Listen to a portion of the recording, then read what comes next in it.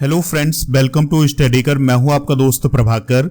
आज के इस महत्वपूर्ण लेक्चर में हम 6 मई 2023 के मोस्ट इंपॉर्टेंट करंट अफेयर्स के क्वेश्चन डिस्कस करेंगे, तो आप इस लेक्चर को बहुत ही ध्यान से लास्ट तक जरूर देखिएगा। आज का पहला क्वेश्चन है, संयुक्त राष्ट्र प्रेस स्वतंत्रता पुरस्कार 2023 किसे प्रदान किया गया है?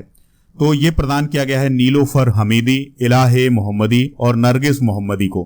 तो इसका राइट आंसर हो जाएगा उपरोक्त सभी।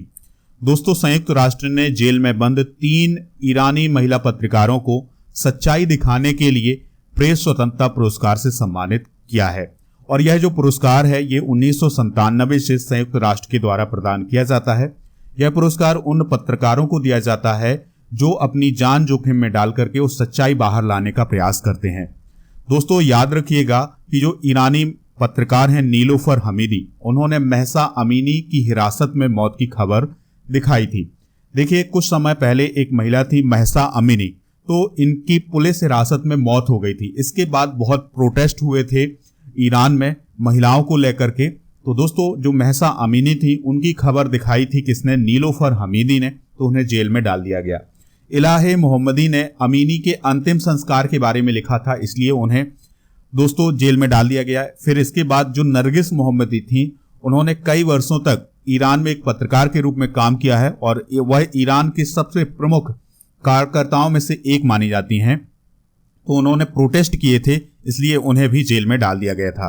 तो इन 3 महिला पत्रकारों को अभी जेल में डाल दिया गया है ईरान में, और इन्हें ही अब 2023 का संयुक्त राष्ट्र प्रेस स्वतंत्रता पुरस्कार दिया गया है।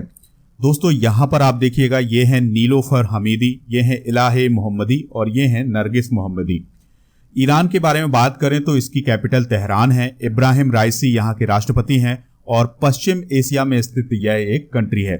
इसके पड़ोसी देश कौन कौन से हैं? तो Iraq, Turkey, Azerbaijan, Armenia, Turkmenistan, Afghanistan और पाकिस्तान। तो यह इसके पड़ोसी देश हैं। यहाँ पर आप ये मैप में देख सकते हैं, ये है इसकी कैपिटल तेहरान। हाल ही में प्रदान किए गए कुछ प्रमुख पुरस्कार डिस्कस करते हैं। तो अभी हाल ही में मीरा सयाल को लंदन में बाफ्टा फेलोशिप से सम्मानित किया गया है। लुइस कैफरेली ने 2023 का एवेल पुरस्कार जीता है, ये गणित के क्षेत्र में दिया जाता है। बॉम्बे जयश्री को संगीत एकेडमी के द्वारा संगीत कला निधि पुरस्कार 2023 के लिए चुना गया है। रतन टाटा को विशिष्ट सेवा के लिए ऑस्ट्रेलिया के ऑर्डर ऑफ ऑस्ट्रेलिया पुरस्कार से सम्मानित किया गया है। प्रसिद्ध तमिल लेखक शिव शंकरी को सरस्वती सम्मान 2022 प्रदान किया गया है। सेंट्रल बैंकिंग ने आरबीआई के गवर्नर शक्तिकांत दास को governor of the year award से सम्मानित किया है। ऑस्कर 2023 में द एलिफेंट विस्पर्स को बेस्ट डॉक्यूमेंट्री का अवार्ड मिला था और यह भारत की डॉक्यूमेंट्री थी। दोस्तों, आप इस लेक्चर को बहुत ही ध्यान से लास्ट तक देखिएगा। लास्ट में पूछा जाएगा आपसे क्वेश्चन, जिसका आंसर आपको कमेंट बॉक्स में देना है। चैनल पर पहली बार आए हैं, सब्सक्राइब कर लें, बेल आइकन भी दबा लें, जिससे आपको समय पर सबसे पहले नोटिफिकेशन मिल सकेगा। नेक्स्ट क्वेश्चन है, नीरज चोपड़ा ने डायमंड लीग 2023 में कौन सा मेडल जीता है? तो उन्होंने गोल्ड मेडल जीता है। दोस्तों, डायमंड लीग का आयोजन कतर की राजधानी दोहा में किया गया है और इसको भारत की जेवलिन थ्रोवर नीरज चोपड़ा ने जीत लिया है। नीरज चोपड़ा ने 88.67 मीटर का जेवलिन यानी भाला फेंक करके इस प्रतियोगिता को जीता है। पिछले साल भी उन्होंने डायमंड लीग को जीता था और ये जो डायमंड लीग थी 2022 में, ये ज्यूरिख में आयोजित की गई थी। इसके अलावा 2022 में नीरज चोपड़ा ने वर्ल्ड चैंपियनशिप में भी सिल्वर मेडल हासिल किया था। नीरज चोपड़ा डायमंड लीग में लगातार दूसरा गोल्ड मेडल जीतने वाले पहले भारतीय बन गए हैं।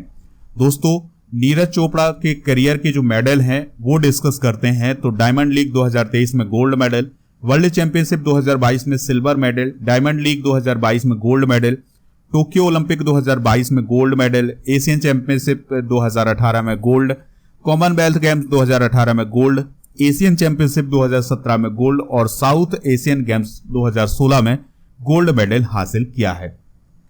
नेक्स्ट क्वेश्चन है, देवेंद्र फडणवीस ने किस देश में छत्रपति शिवाजी महाराज की प्रतिमा का अनावरण किया है? तो देवेंद्र फडणवीस अभी हाल ही में मॉरिशस की यात्रा पर थे और उन्होंने वहां पर छत्रपति शिवाजी महाराज की प्रतिमा का अनावरण किया है। तो देवेंद्र फडणवीस कौन है? महाराष्ट्र के उप मुख्यमंत्री हैं। तो उन्होंने मॉरिशस में छत्रपति शिवाजी महाराज की प्रतिमा का अनावरण किया है। इसके अलावा फडणवीस ने इंडो मॉरिशस बिजनेस फोरम में भी भाग लिया है और मॉरिशस और महाराष्ट्र के बीच व्यापार को बढ़ावा देने के लिए एक समझौता ज्ञापन पर भी हस्ताक्षर किया है। इसके अलावा देवेंद्र फडणवीस ने मॉरिशस के प्राइम मिनिस्टर जगन्नाथ के साथ एक सांस्कृतिक कार्यक्रम में भी हिस्सा लिया और मॉरिशस में रह रहे महाराष्ट्र के समुदाय के लोगों के साथ मुलाकात भी की है। यहाँ पर बात आई है मॉरिशस की, तो मॉरिशस की लोकेशन आप ये देखिएगा, ये अफ्रीका कॉन्टिनेंट है। ये है यहाँ का मेडागास्कर द्वीप और इसी द्वीप के बगल में दोस्तों एक छोटा सा द्वीप है जिसका नाम है मॉरिशस। कैपिटल इसकी पोर्ट लुइस है और यहाँ के राष्ट्रपति कौन है? पृथ्वीराज सिंह रूपन। प्रधानमंत्री कौन है? प्रविंद कुमार जगन्नाथ। और दोस्तों यह एक हिंद महासागर में स्थित एक द्वीप राष्ट्र है, यानी कि द्वीप के रूप में एक पूरा देश है। द्वीप का आंतरिक भाग पहाड़ी है और इसमें black river Gorges national park स्थित है। तो ये क्वेश्चन आपसे एग्जाम में बन सकता है कि black river Gorges national park किस देश में है? तो ये मॉरिशस में है। और मॉरिशस की जो करेंसी है वो क्या है? मॉरिशस रुपया। एथलीट टोरी बॉबी का निधन हो गया है, उनका संबंध किस देश से है? तो दोस्तों अभी हाल ही में एथलीट टोरी बॉबी का निधन हो गया है और उनका संबंध किस देश से है? अमेरिका से है। तो 3 बार ओलंपिक पदक और 2 विश्व खिताब जीतने वाली अमेरिका की तेज रनर रही हैं और लॉन्ग जंपर रही हैं टोरी बॉबी। तो उनका 32 साल की उम्र में निधन हो गया है। टोरी बॉबी की बात करें तो 2017 में लंदन में विश्व 100 मीटर का खिताब जीतकर वो विश्व चैंपियन बनी थी। बॉबी ने 2016 रियो ओलंपिक में 100 मीटर में सिल्वर मेडल हासिल किया था। 4x100 मीटर रिले में ब्रॉन्ज मेडल हासिल किया था और 200 मीटर में उन्होंने गोल्ड मेडल भी हासिल किया था। दोस्तों अब हम डिस्कस करेंगे हाल ही में हुए कुछ प्रमुख निधन। पंजाब के पूर्व मुख्यमंत्री प्रकाश सिंह बादल का भी हाल ही में निधन हुआ है। पाकिस्तानी मूल के कनाडाई पत्रकार तारिक फतेह का अभी हाल ही में निधन हुआ है। तेलुगु अभिनेता और कॉमेडियन अल्लू रमेश का भी अभी हाल ही में निधन हुआ है। प्रसिद्ध राष्ट्रीय पुरस्कार विजेता अभिनेत्री उत्तरा बावोकर का भी निधन हुआ है। प्रसिद्ध इतिहासकार रणजीत गुहा का 100 वर्ष की आयु में अभी हाल ही में निधन हुआ है।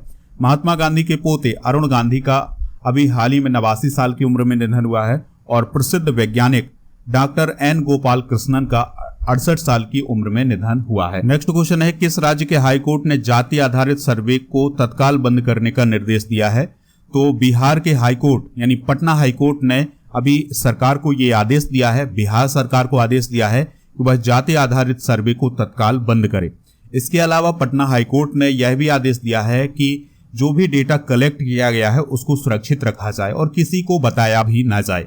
ठीक है दोस्तों, तो जाति आधारित जनगणना हो रही थी कहां पर? बिहार में। तो इसको अभी हाल ही में पटना हाईकोर्ट ने रोक लगा दी है। बिहार की बात करें तो कैपिटल पटना है, नीतीश कुमार मुख्यमंत्री हैं, गवर्नर है राजेंद्र विश्वनाथ अर्लेकर। यहाँ पर आप बिहार की लोकेशन देख सकते हैं। बिहार के जो पड़ोसी राज्य हैं वो हैं उत्तर प्रदेश, झारखंड, पश्चिम बंगाल और इसके अलावा इसकी सीमा नेपाल से भी लगती है। दोस्तों अगर आप किसी भी एग्जाम की तैयारी कर रहे हैं, चाहे वो एसएससी का एग्जाम हो, बैंकिंग का एग्जाम हो या फिर किसी स्टेट का एग्जाम, तो उसके लिए मॉक टेस्ट हमारे ऐप पर उपलब्ध हैं। उनको आप ज्वाइन करिएगा। हिंदी अंग्रेजी दोनों माध्यम में है। अगर आपको डिस्काउंट चाहिए तो मेरा कूपन कोड यूज करिएगा PS100, आपको डिस्काउंट भी मिल जाएगा। डेली करंट अफेयर्स का PDF आपको 2 जगह मिलेगा, ऐप पर और प्लस टेलीग्राम चैनल पर। तो आप दोनों को ज्वाइन कर सकते हैं, लिंक डिस्क्रिप्शन बॉक्स में दिया गया है। वायुसेना उप प्रमुख कौन बने हैं? तो आशुतोष दीक्षित जो हैं वो वायुसेना उप प्रमुख बने हैं। तो एयर मार्शल आशुतोष दीक्षित को वायुसेना का नया उप प्रमुख नियुक्त किया गया है। आशुतोष दीक्षित वायुसेना के आधुनिकीकरण के प्रभारी होंगे और भारतीय वायुसेना में नई खरीद की देखरेख करेंगे। एयर मार्शल आशुतोष दीक्षित को 1986 में 138 कोर्स के हिस्से के रूप में नियुक्त किया गया था। दोस्तों बात करते हैं भारतीय वायुसेना की, तो इसकी स्थापना 26 जनवरी 1950 को हुई थी। नई दिल्ली में इसका मुख्यालय है और इसका आदर्श वाक्य है नवः स्पर्शम दीप्तम। और इसके वर्तमान में अध्यक्ष हैं एयर चीफ मार्शल विवेक राम चौधरी। भोगापुरम एयरपोर्ट का शिलान्यास किस राज्य में किया गया है? तो इसका शिलान्यास किया गया है आंध्र प्रदेश में। तो आंध्र प्रदेश के जो चीफ मिनिस्टर हैं जगन मोहन रेड्डी, उनके द्वारा अमरावती में भोगापुरम इंटरनेशनल एयरपोर्ट का शिलान्यास किया गया है। दोस्तों यह जो एयरपोर्ट है ये 3500 करोड़ की लागत से बनाया जा रहा है और ऐसा अनुमान है कि यह सितंबर 2025 तक बनकर तैयार हो जाएगा। तो ये इंपॉर्टेंट पॉइंट है दोस्तों। भोगापुरम इंटरनेशनल एयरपोर्ट कहाँ है? आंध्र प्रदेश में है। जगन मोहन रेड्डी ने अभी हाल ही में श्रीकाकुलम जिले में मूलपेट बंदरगाह का भी शिलान्यास किया था। यहाँ पर बात आई है आंध्र प्रदेश की, तो आंध्र प्रदेश से रिलेटेड कुछ इंपॉर्टेंट पॉइंट डिस्कस करते हैं।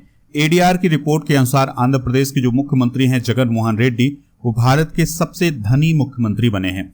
विशाखापट्टनम आंध्र प्रदेश की नई राजधानी होगी, ये अभी हाल ही में सीएम के द्वारा घोषणा की गई थी। आंध्र प्रदेश सरकार ने पाठ्य पुस्तकों में फातिमा शेख के योगदान को भी शामिल किया है। विश्व बैंक ने आंध्र प्रदेश में साल्ट परियोजना के लिए $250 मिलियन का ऋण प्रदान किया है। दोस्तों यहाँ पर आप लोकेशन देख सकते हैं आंध्र प्रदेश की, और आंध्र प्रदेश के जो पड़ोसी राज्य हैं वो हैं कौन कौन?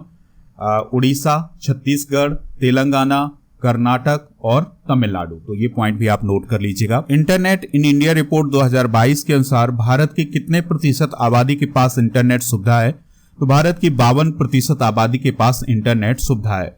इंटरनेट इन इंडिया रिपोर्ट 2022 के अनुसार 52% भारतीय आबादी या 759 मिलियन लोगों को 2022 में महीने में कम से कम एक बार इंटरनेट की सुविधा मिली है। इंटरनेट उपयोगकर्ताओं की संख्या बढ़कर 900 मिलियन होने की संभावना है। ग्रामीण भारत देश में इंटरनेट के विकास को आगे बढ़ा रहा है। बिहार में इंटरनेट की पहुंच 32% है और गोवा में इंटरनेट की पहुंच 70% है। तो ये कुछ आंकड़े भी आप नोट कर लीजिएगा। एडीबी के निदेशक मंडल की 56वीं वार्षिक आम बैठक कहां आयोजित की गई है? तो ये आम बैठक आयोजित की गई है दक्षिण कोरिया में। कहां पर दोस्तों? दक्षिण कोरिया में। तो वित्त मंत्री निर्मला सीतारमण ने इंचियोन दक्षिण कोरिया में एशियाई विकास बैंक यानी एशियन डेवलपमेंट बैंक के निदेशक मंडल की 56वीं वार्षिक आम बैठक में हिस्सा लिया है। बात करते हैं एशियाई विकास बैंक की, तो यह एक वित्तीय संस्थान है जो एशिया और प्रशांत के क्षेत्र में केंद्रित है। इसकी स्थापना 19 दिसंबर 1966 को 31 सदस्यों के साथ हुई थी और वर्तमान में इसके 68 सदस्य हैं और 49 सदस्य एशिया के हैं और प्रशांत के हैं और 19 बाहर के सदस्य हैं। नेक्स्ट क्वेश्चन है FIM जूनियर ग्रैंड प्रिक्स में प्रतिस्पर्धा करने वाले पहले भारतीय कौन बनेगी? तो जेफरी इमैनुअल जो हैं वो FIM जूनियर ग्रैंड प्रिक्स में प्रतिस्पर्धा करने वाले पहले भारतीय बनने वाले हैं। दोस्तों जेफरी इमैनुअल जो हैं वो 8 मई 2023 में पुर्तगाल में होने वाली FIM junior grand prix world championship में डेब्यू करने वाले हैं और वह इस चैंपियनशिप में भाग लेने वाले पहले भारतीय होंगे। स्पोर्ट की बात आई है तो लुका ब्रेसेल ने अभी हाल ही में स्नूकर विश्व चैंपियनशिप का खिताब जीता है। जापानी टेबल टेनिस स्टार कसुमी इशिकावा ने अभी हाल ही में संन्यास लेने की घोषणा की है। अभिलाष टॉमी ने गोल्डन ग्लोब रेस में अभी हाल ही में दूसरा स्थान हासिल किया है और चाइना के डिंग लेरेन ने विश्व शतरंज चैंपियन का खिताब हासिल किया है। कल के करंट अफेयर्स को रिवाइज करते हैं। कल का पहला क्वेश्चन था विश्व बैंक के नए अध्यक्ष कौन बने हैं? अजय बंगा। कोयला खनिक दिवस कब मनाया जाता है? 4 मई को। भारत की पहली अंडर सी टनल कहां खुलेगी? मुंबई में। Made in India 75 years of business and enterprise पुस्तक किसने लिखी है? अमिताभ कांत ने। वेनेसा हडसन किस एयरलाइन कंपनी की पहली महिला CEO बनी है? क्वांटास एयरवेज लिमिटेड की, जो कि ऑस्ट्रेलिया की एयरवेज लिमिटेड है। भारतीय मूल की किस अभिनेत्री को वाफ्टा फेलोशिप प्रदान की गई है? मीरा सयाल को। पंडित रामकिशन को मैन ऑफ द सेंचुरी घोषित किया गया है, वह कौन है? वह एक समाजवादी नेता हैं। जेफरी हिंटन ने किस कंपनी से इस्तीफा दे दिया है? तो गूगल से उन्होंने अभी हाल ही में इस्तीफा दिया है। राष्ट्रीय विनिर्माण नवाचार सर्वेक्षण में किस राज्य को अभिनव राज्य का स्थान दिया गया है? कर्नाटक को। भारत किस देश के तटरक्षकों के लिए बंदरगाह बनाएगा? तो मालदीव के तटरक्षकों के लिए बंदरगाह बनाएगा। आज के जनरल नॉलेज के पिटारे में डिस्कस करेंगे साहित्य अकादमी पुरस्कार 2022 को।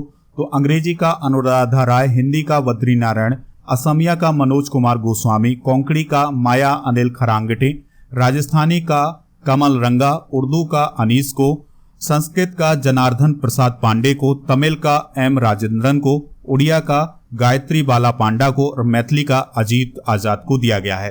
तो ये भी आप नोट कर लीजिएगा। अब आपसे पूछा जा रहा है एक क्वेश्चन जिसका आंसर आपको कमेंट बॉक्स में देना है।